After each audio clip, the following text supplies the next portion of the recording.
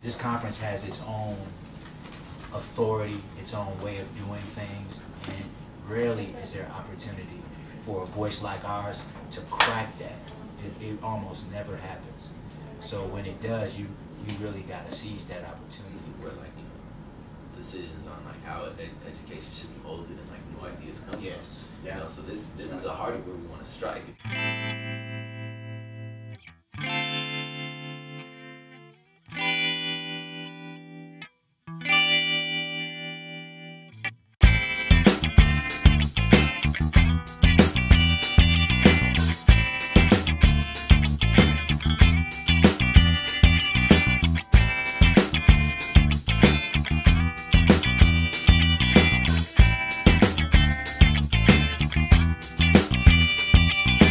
Rhythm, rhyming, poetry flows from the stove inside of me. I hope that I can leave as many footprints as a centipede, like a million deeds completed by one action. But aloof fairy tales come from life without traction. So my feet on the ground with foul smells of burnt rubber, or shudders beneath me as its last breath stutters. And I wonder however many can utter the syllables. Plenty hint that I must at every crossroad with freedom. They push, we beat them.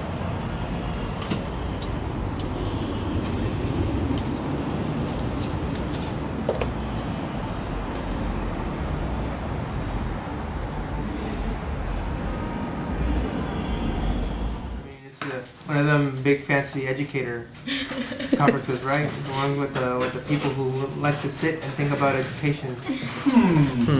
What is the world up to? Yeah, I mean, I wonder what happens in school. Yeah, right. So it's just kind of I don't expect to see a lot of you there. If there are, then power to the people. But if not, then we'll rock it. Provide is big and deep to reach out through critical cultivation. This is on the screen. We do our piece. Why do we start out with that spoken word piece? Well, three main reasons. Number one, to be able to set a tone and to quickly immerse people in a cultural aspect of your groups. Number two, to have you rethink the notion of authentic text and knowledge. So we start out with that to be able to show that we can produce, intellectual, critical knowledge within something that's not necessarily traditional. And then number three, push boundaries of canonic presentation. Remember we talked about canon, is that when you present, today I'm going to be talking about this and everything. So that's kind of a way to kind of push that typical way of starting out stuff. So that kind of sets the tone. Yeah. And let's take it back.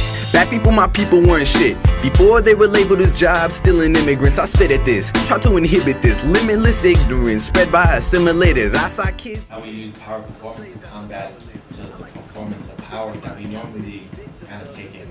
Performance of power meaning like all the things that we think is power, the school, the police, all that, the government, all that kind of stuff. Our use of performance critiques those. Let's take it back. Take it back. Back before police brutality. Take it back. Back before Euro history. Take it back. Before colonized communities. Take it back. Take it back. So come with me. Let's take it back. Back before police brutality. Take it back. We're going to run through this 5 times straight, just like as we flows from the stove inside. What time is it right now? 4:36. What time do you have to wake up today? 3. This is how we roll sometimes. We do these things. Rip it hard for the long, hard stand tall. Recognize, realize, all to realize, yeah, all the subtle ways that we think we need to be. Stop questioning the habits you accept as normalcy and take it back. Back before police brutality, take it back. Back before you. And the lady comes up, she pulls something out of the plastic bag, she's like, yogurt. They checked him. It was out of pocket. They hella went like this and touched him and all over his legs. They patted me down. They patted you down? Because I was wearing baggy jeans. These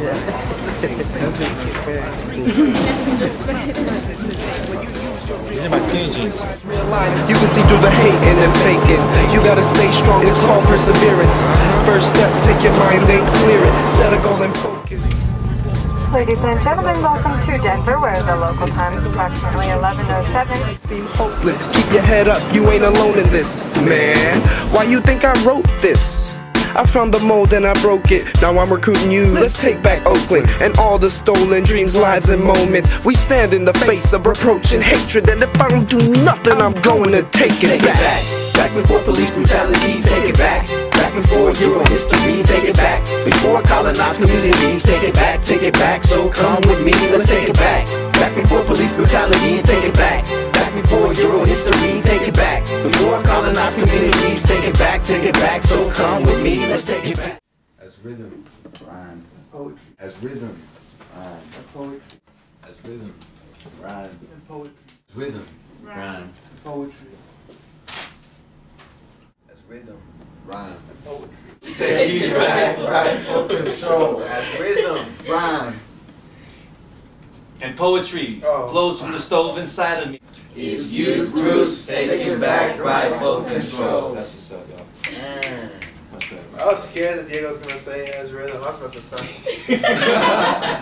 Alright, so let's take a break. But we'll leave the computer out. We'll dig in the computers. There's 3 of them. They got the presentations. See these eyes here?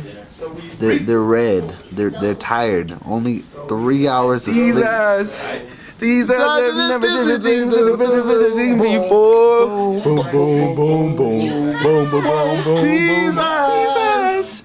Boom, boom, boom. These eyes I've never did. I've been awake since 3 a.m. working really hard. Look at those notes. The night before the big day, what do you guys think you need to work on? I want to have my mug on, you know, because like at the end of the day, you know, we come through and like we're giving this message, but I want those fools to be scared of me. Morning, sir. Morning.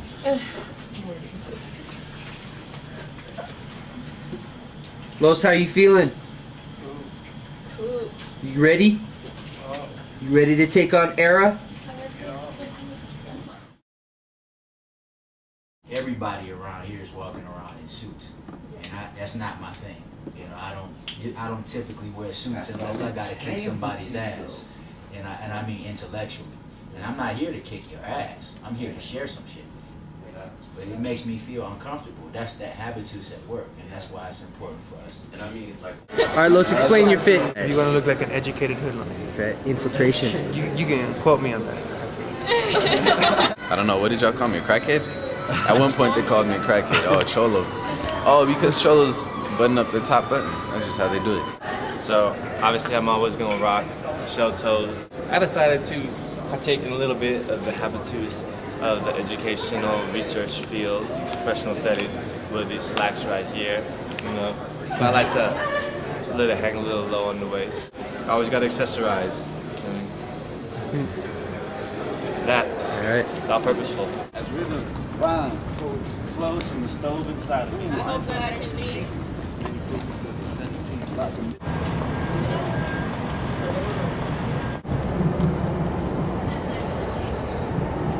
Look, I'm official. Okay, don't miss me.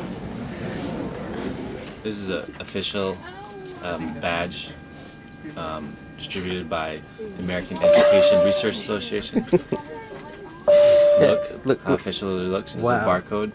How? Photoshop touched up to make the lines work. However, the numbers do not correspond to the bars. And I know this because I used to do barcodes back in the day. I was gonna do like 66666, but that would look obvious. Acoustically, let's try to do it a little bit louder. And also don't forget to start working your way up towards the front. Let's start discussing Sonia Nieto. I'd like to welcome everyone for a morning of session. Thank you, Pedro. Before we start off, though, there's something that we really need to let you all know, and that is, as rhythm, and poetry flows from the stove inside of me. I'm glad I can leave. as many footprints as a centipede, like a million deeds, Like a million deeds. Like a million deeds. Like a million thieves. like a million. We beat them. We see them. Bringing the revolution to their doorstep To meet them. How you doing? Glad to hear it. Yeah, I'm doing fine. I'm not just another one of the youngsters. Because I'm dropping knowledge. Under the bumping Baseline. It's youth roots taking back rightful control. Thank you, y'all. My name is G. Reyes.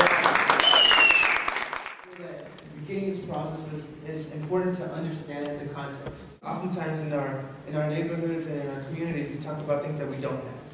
And the media portrays it to be as a what it don't kind of place. So let's take a glimpse of what that really looks like.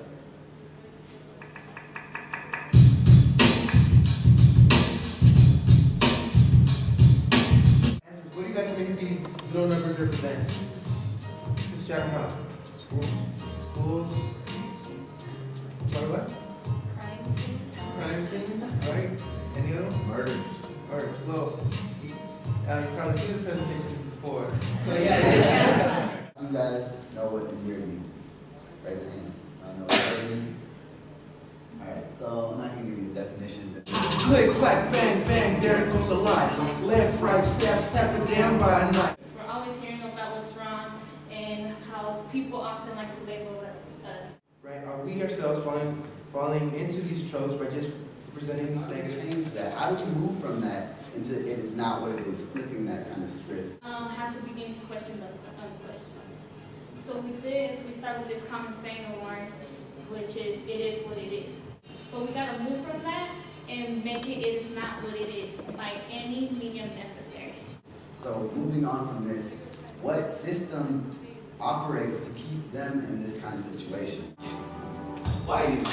Well, we see the people who are struggling are fighting for each other, and the people. Really what we gain by creating these products is an agency to reflect on ourselves and continue to create products, and it's a cycle. We believe in love. Love is an action. That it should give us the tools to understand our experiences. Understanding my mind only causes grief. Please believe in me. Someone please believe in me. So, thank you.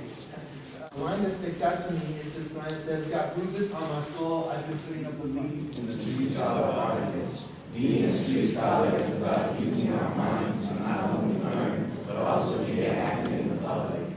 So it's the left, right, left, but let the rhythm of the bumping drum get to your chest. The idea of the word warrior as somebody who marches to their own beat, not a soldier who marches to somebody else's rhythm, right? And it's just to put close to this whole thing, this is really about an act of power of performance versus the performance of power by the state and institutions that seek to try to govern us. Come look us up, come build with us. There's some emails over there, and let's figure out how to do this for the future. That's our time up. Thanks. Say some of the things that really affected me, that struck me. Flipping the script, for those of us who are in literacy and language, I think is really an important concept, because it means flipping the script of education as well, and not just the text. There are some implications for educational research and policy and practice that policies and practices need to change as a result of looking at this kind of work.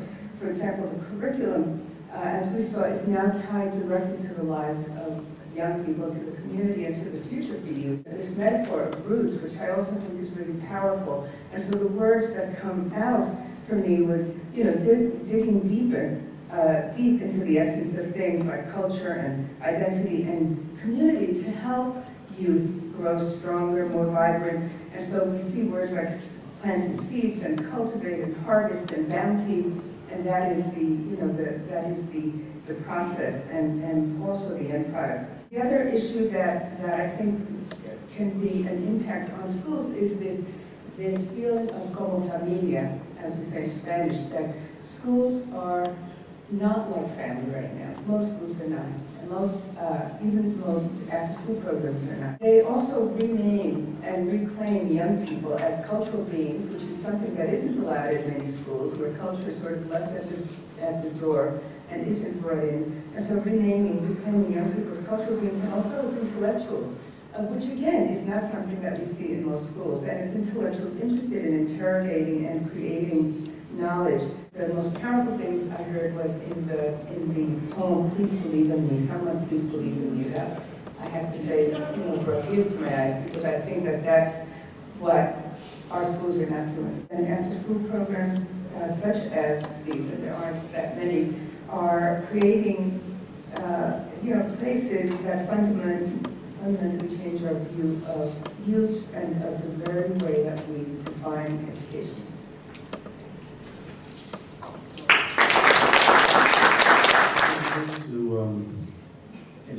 questions from the audience? I loved especially this first presentation. You just so beautifully tied them together, and it was really refreshing for me to see. I don't see that often enough. They asked yesterday, why are we going to this if we've never been here? I said, because we've never been here. We deserve to be heard. We deserve to be a voice that can push some of that thinking. And we have to stay true to that philosophy. And I'm not going to say that it's easy. Thank you all for the presentations. It's really energizing. I got a feel, particularly around youth groups, around what you do while you're there. But I'm interested in Lowe's and Diego and everyone else. What brought you there in the first place? Because that's a commitment that you're making. The way I lived was, the way a typical, high school student in Oakland would be. I got in trouble, suspended occasionally, fights, stuff like that. So a friend came to me, I went and I initially was a little reluctant to open up and to really dive into these big conversations. A lot of conversations about our lives and things that we go through. And I mean, after a certain point, you learn that this is real. This is a real experience that we're living that not everyone has. After I had that epiphany, to an extent, I decided that it's something that I really wanted to stick to and commit myself to. We say we're talking about flipping the script, and thank you for flipping the script of AERA. Thank you for bringing your soul into it. We need more disruptions. You're saying academic habitudes, and we need more disruptions of that. So thank you.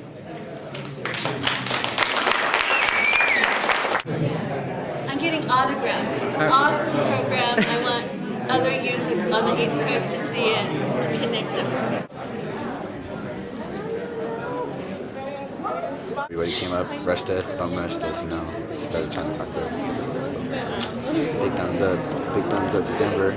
We flipping the script at the AERA. It should be a 2-hour-long presentation. We stuffed it into 50 minutes, So from the get-go, we were already at odds. But it was obviously a success, so I ain't tripping. I'm super proud of you all. This is the space that's not intended for you all. And I know you already know that kind of rhetoric, but today even more so, I think these are the folks that we want to try to influence. These are the ones that are saying, we need you here. I just got a text right now from a really up-and-coming professor. He said, heard your presentation was developed from 2 different sources. I think the reason why we tend to capture a lot of people is we put in real evidence. We put in not only just text and songs, we also put in, or a new addition was the video. It really kind of got people emotionally attached to it and really inspired, especially since we as youth are doing this and really flipping how PowerPoint should be. I had an audience member come up to me at the end and it's like, thank you for your work. You actually brought the PowerPoint to life. It's not just a PowerPoint, it's not just words on the screen, but it's the real emotions and the real feelings that go out there. Hazel and me had this lady come up to us and she was that she really liked it, that she wants us to keep on doing it, and that we should go to some other conference, and then she was like, you guys should take over the country. It's not like these other PowerPoints aren't just as clear, that they don't get the message across just as well. But when we add color and all this vibrant material, like Lil said, it brings it to life. It explodes. That's what's wrong with our educational system today. I'm saying? We take out all the artistic value, and class is boring. I'm saying? Where's the human element in that? I'm saying? Where's the artistic value? It's saved for after school. They want to separate it. And there was this one lady who said it was worth it. I had to wake up really early, but it was worth it. And then she was like, you guys really inspired me. People aren't used to seeing youth advocate for themselves. I guess they're used to seeing adults speak for them. That's what a lot of youth are feeling, all over the country and all over the world, and it's hard for them to voice it. And when you finally have something up there that physically embodies and represents that yearning for help and for credibility and to be understood and validated. That hits people. We simplify things. We don't make this issue of like how to save the urban community. It's the heart that brings it out. You know what I'm saying? It's not. You don't have to. I mean, you have to go through a journey, but the journey is in here. You know what I'm saying? We're not just doing it to say, oh, we have it all bad, but we have to make you aware of what we're going through. And so that's the first step. And then the second step is to show them how we overcame that. The way we're present in the presentation is a lot more fluent and consistent. This is not, it's not just you telling the story kind of and putting us in places where this is the example, right? And that's the difference with the other presentation that we went to see, right? Because the adults broke it down, and then, all right, let's hear some examples from our students. Here, why don't you tell us about it? As in, when we are in it, we partner and tell the story. Yeah, we make the youth voice relevant. The assumption is that they know less than they know. They're just kind of there as like evidence. They're an example. I don't know. They seem like a little trophy in some sense. As an individual, it helps me. First of all, be critical about myself and how I carry myself. And secondly, how it helps me build confidence. The more I do these things, the more it becomes part of me, and the more the ideas that I talk about are more alive and in me. Be a little bit more in touch with the work that I'm doing, and I feel more confident that I want to keep doing this. I feel immense pride about doing this kind of things. I'm always kind of surprised myself. It definitely has built in my identity of who I want to be, what I know my potential to become. I feel like this has helped me a lot, and just think about everything in general. Like I really understand a lot. It's become something really important to me. I feel like I'm constantly learning about new things that are connected to them, and